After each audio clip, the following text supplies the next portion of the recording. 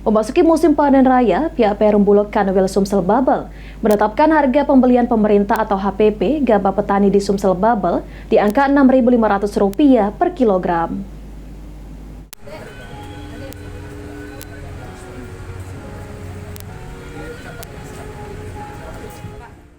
Hal ini diungkapkan oleh pimpinan wilayah Bulog Kanwil Sumsel Babel Heriswan.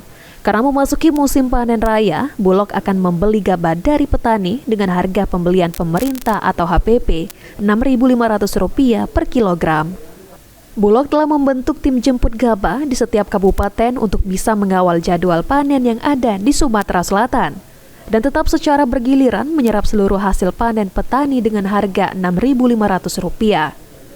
Ditambahkan Heriswan, untuk sementara ini hasil panen petani ditunda penyerapannya karena diatur jadwal panen di daerah-daerah yang sedang panen raya guna menghindari penumpukan gabah di gudang.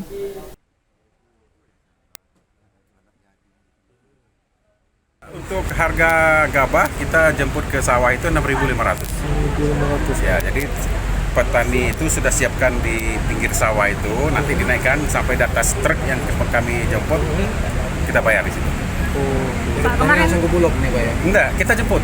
Jemput ya? Ya, beda. Kalau dulu kita menunggu di gudang, sekarang kita jemput ke sawah.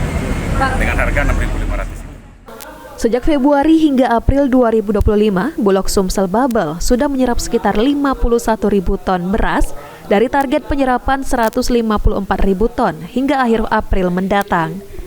Meskipun masih jauh mencapai target, Bulog Sumsel Babel optimis mencapai target angka penyerapan mengingat April menjadi puncak panen.